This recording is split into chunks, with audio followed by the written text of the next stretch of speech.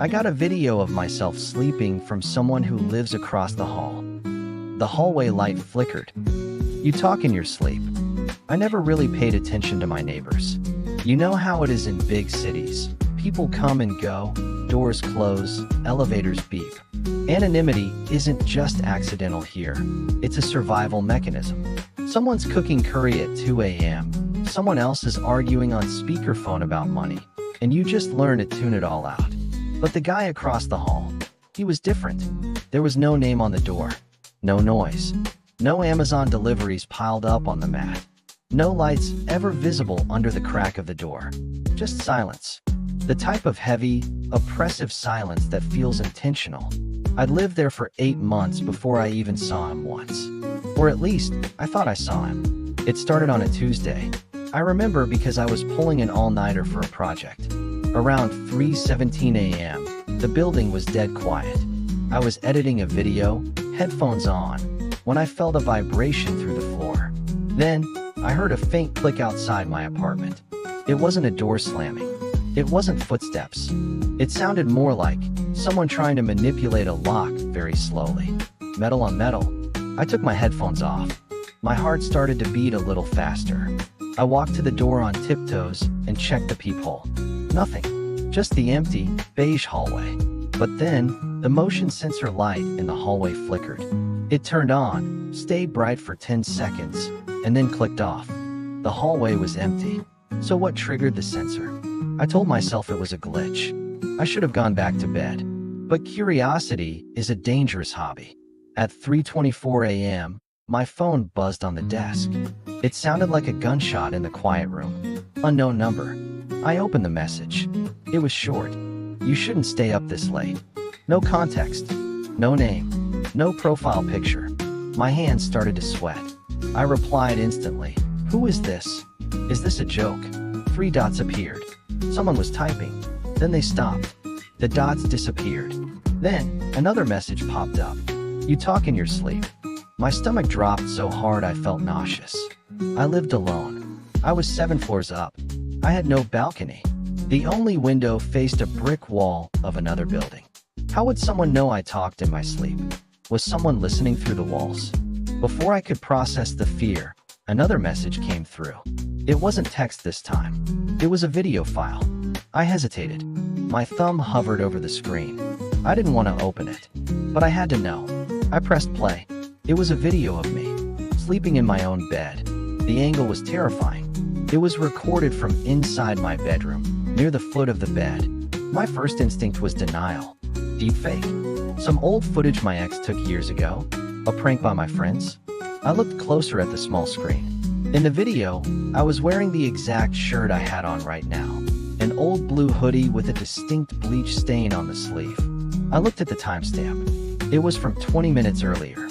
I wasn't alone in that room. In the corner of the video frame, near the closet, there was a shape. A silhouette. Standing perfectly still. Tall. Thin. Watching me sleep. I threw the phone on the couch and spun around. I scanned the room behind me. Empty. Silent. The air conditioner hummed. But then I saw it. The closet door. I am obsessive about closing doors. I never leave them open. Ever.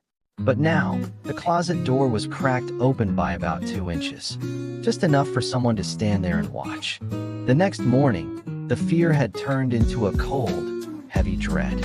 I dragged myself to work after maybe 40 minutes of shaky sleep. I spent the whole day looking over my shoulder. When I returned home that evening, the hallway felt different.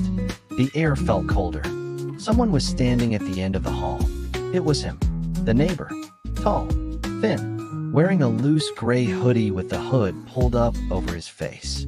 He wasn't moving. He wasn't looking at his phone or fumbling for keys. He was just staring at my door. My door. Not at me. Not at the elevator. Just the wood of my door. I froze. My instinct was to run back to the elevator, but the doors had already closed. I had to walk past him to get to my apartment. I gripped my keys like a weapon. I walked slowly, trying to sound confident. When I stepped closer, he slowly turned his head. The movement was rigid, unnatural, like a machine needing oil. Our eyes met. His eyes were dark, unblinking, completely lifeless, like he hadn't slept in years. Like there was nothing human behind them. He didn't blink. He just looked at me. Then, he whispered. His voice was dry and scratchy, but polite. "You left the closet open." My blood ran cold. Before I could scream or say anything, he turned and walked away. He didn't run. He just drifted into his apartment across the hall. The door closed silently behind him. No click, just darkness. I tried to report it immediately. I called the non-emergency line, my voice shaking. The police dispatcher was calm, almost bored. "Did he attack you?" she asked. "No," I said. "Did he break in? Is there forced entry?" "No, but he has a video of me sleeping." I practically yelled. "Sir, unless there is a direct threat or evidence of a break-in, we can't do much. Block the number.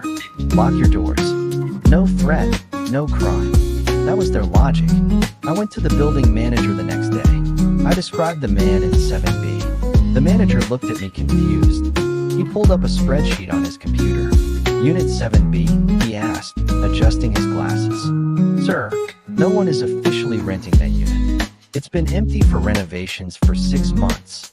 So who was the man I saw? And how did he have a key? Over the next week, my life became a psychological horror movie. Weird things kept happening, escalating day by day. I would come home and find my keys moved to the opposite side of the kitchen counter. One morning, I walked into the kitchen and the fridge door was wide open, the food inside warm and spoiled. My phone gallery had screenshots of websites I never visited, articles about local missing persons. And the worst night, I woke up to the softest, wettest whisper right near my ear. "Don't turn around." I didn't. I couldn't. My body was paralyzed with terror. I lay there, eyes wide open in the dark, listening to the silence, waiting to feel a hand on my shoulder. I lay frozen until the sun came up and the birds started singing. When I finally gathered the courage to move and check the apartment, nothing was missing, except 3 completely random things. One single sock, a metal spoon, my old college ID card from a drawer I never opened. I tried to find a pattern. I started logging everything. And then I noticed something chilling. Every time the hallway light outside my apartment flickered, I got a message within exactly 6 minutes. It wasn't a coincidence. It was a signal. Someone was watching the hallway lights to know when I was coming or going. Someone was timing my life. 3 nights ago, everything broke. I was sitting on my couch, a baseball bat next to me, when my phone buzzed. The message read, "You're not alone tonight." It was followed by a photo. The photo was taken from behind me, from the angle of my kitchen doorway. In the picture, I was sitting on the couch where I was right now. But behind me, in the shadows of the hallway, someone was standing there, just barely visible, head tilted to the side, watching me. I didn't turn around. I didn't think.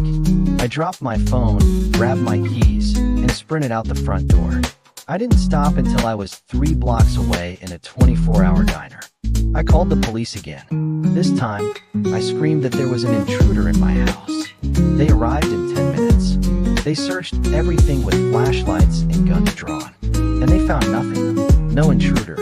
But then, an officer called out from the hallway. "Hey, come look at this." In the hall closet, they found a loose wooden panel at the back.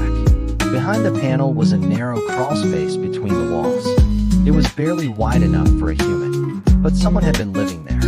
There was a sleeping bag made of old blankets, empty food wrappers, a bottle of yellow water, and taped to the wall was my missing college ID.